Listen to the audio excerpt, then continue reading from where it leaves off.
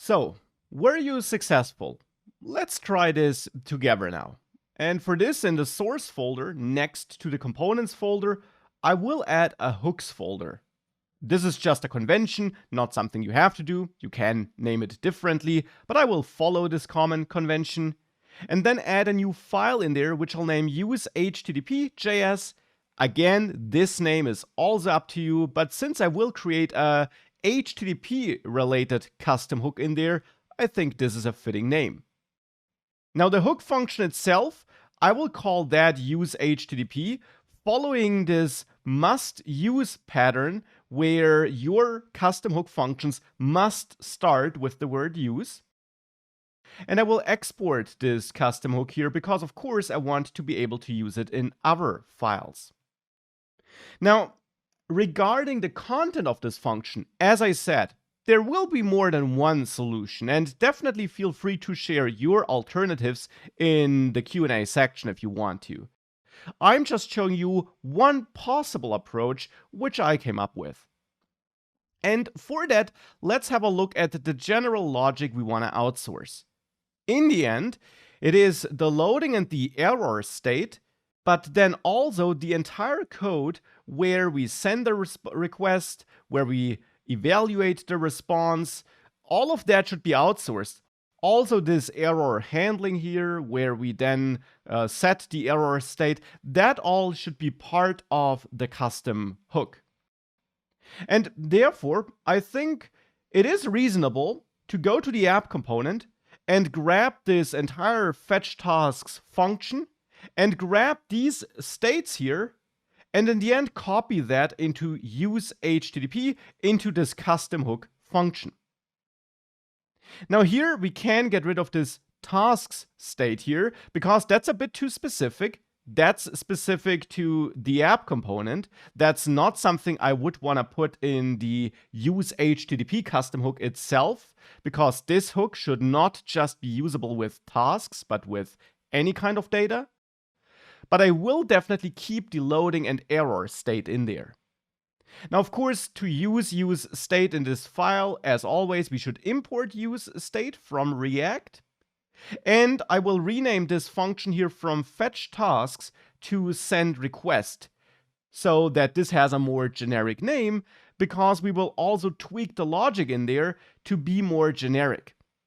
This custom hook should not just be dealing with fetching data. It should also not just be dealing with fetching tasks specifically, because otherwise this hook would not be very reusable. It would be basically limited to one operation, fetching tasks. And that's not what I want here. Instead, this hook should be able to send any kind of request to any kind of URL and do any kind of data transformation, but it should always manage the same state, loading and error, and execute the same steps in the same order. That's the actual reusage we want here. And to make that hook that flexible, we of course also will need some parameters here. We will need some parameters to configure this hook. And what should be configurable here? Well, I would say the request logic. That needs to be configurable. The URL, but also the method, the body, the headers. This all needs to be flexible. So I do expect a request config parameter here. And this in turn then should be an object, let's say, which contains the URL and any kind of other configuration that might be needed. Now, therefore, here I will get rid of that URL of that hard-coded string here in use HTTP and instead refer to request_config.url. Since we will be calling that hook, we then have to make sure that we pass in an object which has a URL property which holds the URL. This hook should also be usable for post requests, so therefore fetch should take a second argument here. And then there I pass my object where the method should be set to request_config.method, where the headers should be set to request_config.headers, and where the body should be set to JSON stringify request_config.body, so that we perform the JSON transformation inside of the hook but the body itself is passed in from outside. And again, this is really just my approach here. You could make this more reusable, you could expect different parameters. That's all up to you. This is just one possible solution. Now this request and how this request is being sent is a bit more configurable. Of course, I want to then check the response like this, and I want to transform the response like this. I am assuming here that we're always working with JSON data, so I will not make this hook super generic to work with any kind of data. I will limit it to JSON data, because everything else would be far beyond the scope of this course. And therefore, I will keep these steps here, but the transformation and so on, and what we do with the data in the end, that, of course, is then, again, highly specific and not something that should be part of this hook. Instead, I would imagine that we get the data here, and then maybe we execute a function which we get from the component that uses the hook, and pass that data to that function, so that the concrete transformation steps can be defined in the component where this hook is being used. So therefore here, instead of executing this code, I do expect to get another parameter here, and that's the, let's say, apply data function. The name is up to you. And then here, once we got the data, we simply call apply data and pass the data to it. So that in the hook, we just hand the data off to this apply data function, and the function itself and what happens in there is provided by the component that uses the custom hook. So that we have that reusability and that reused logic in the hook, but the specific steps that should be taken with the data in the component that uses the hook. This is a split which makes sense to me. Now, with that, we got the loading and the error state and the send request function in the custom hook, but ultimately these are all things which we will need in the component that uses the hook. That component should then have access to the loading and the error state, and it should have access to the send request function so that it's the component which can trigger send request. Therefore, at the end of the custom hook, not at the end of send request, but at the end of the custom hook function, I want to return something to the component where the custom hook is used. And I mentioned before in this module that your custom hooks, of course, can return anything. Numbers, strings, arrays, objects. And here I will return an object. And there I will add a isLoading property, which points at the isLoading state constant. So this is the property name on the left side. This is the value on the right side. And that is that isLoading state, which is managed for the component by this custom hook. And I will also return an object with an error property, which holds the error state, just as the loading state. And then the send request property, which points at send request. So at this function here. And since I'm always using the same property names as variable names on the right side, we can also use a modern JavaScript shortcut here where we write this like that.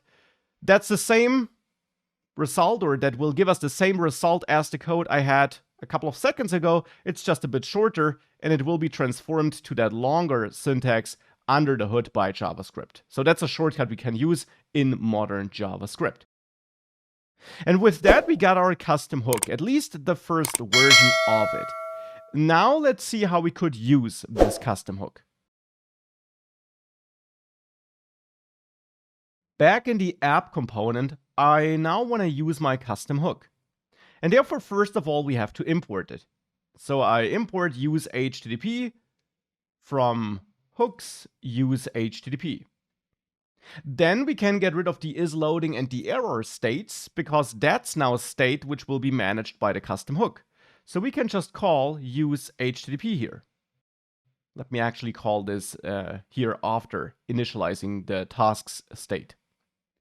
Now, the custom hook needs some arguments, because we expect two parameters here, the request config and a function that is applied to that data, which we get back.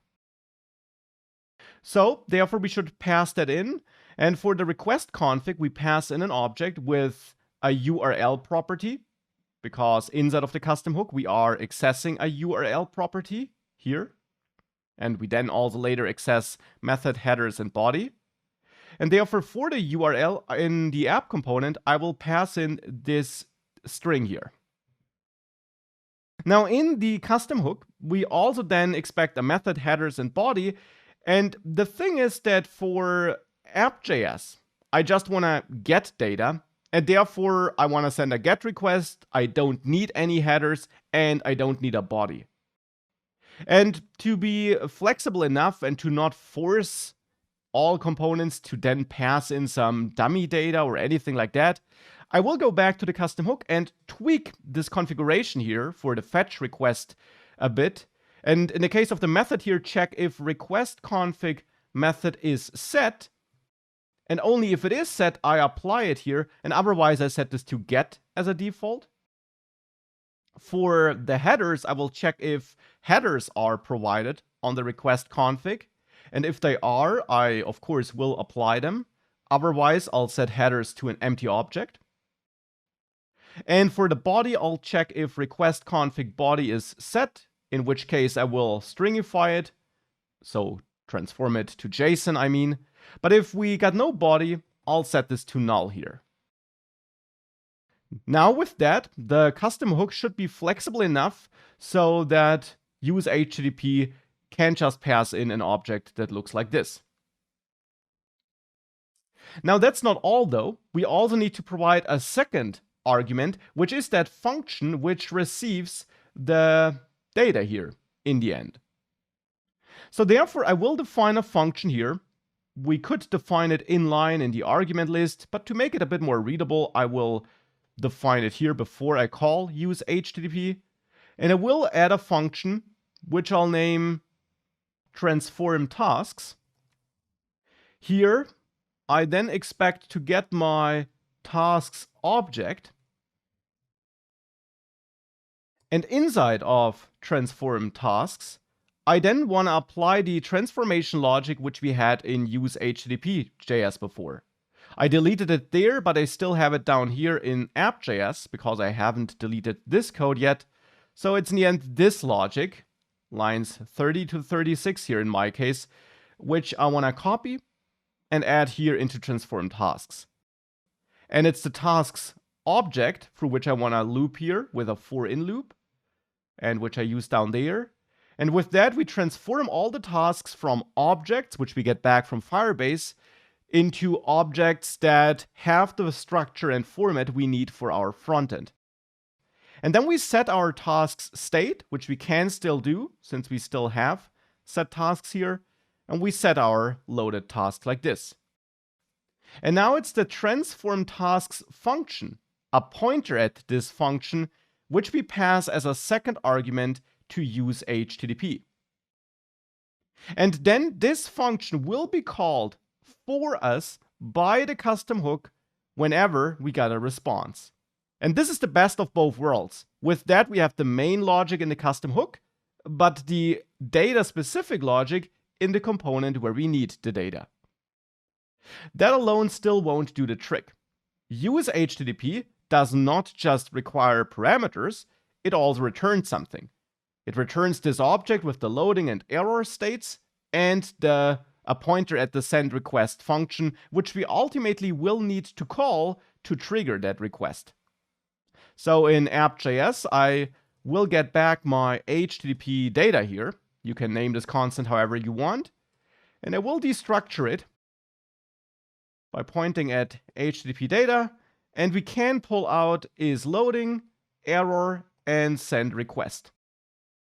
And of course, we can also do the destructuring right here and save that extra line. Now, I will also assign an alias here, which is something we can do in JavaScript, by adding a colon here in this destructuring syntax and giving this a different name. And I will name it fetch tasks. So we're still pointing at the send request function from the custom hook. I'm just renaming it here inside of this component function. And with that, I will delete the old fetch tasks function in the app.js file. I will delete it like this, but I will keep useEffect here where I still call fetch tasks. Now here, however, I should add fetch tasks as a dependency now. We should have done this before, but before it wasn't really an issue because in the old fetch tasks function, I was only calling state updating functions, which are guaranteed by React to never change. And React noticed this and didn't warn me before. But React doesn't know this fetch tasks function, so this send request function at the end. It doesn't know what's going on in there, and therefore we have to add it as a dependency to rerun this effect whenever fetch tasks changes. At the moment, this would be a problem though, and therefore I will delete this dependency. We will re-add it later because this is not a good practice, but we will avoid this dependency for the moment because it would create an infinite loop right now, and we don't want that. And therefore with that, we now restructured the app component.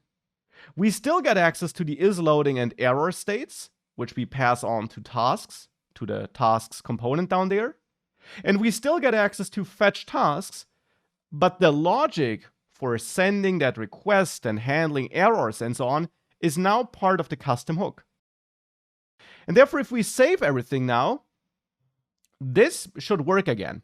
And if I reload, it still loads all the tasks. And if I add a new task, that also still works. So that's now our custom hook being used. It isn't finished yet though, because as I mentioned, for example, here, we're not using it in a best practice way. Let's therefore do that in the next lecture.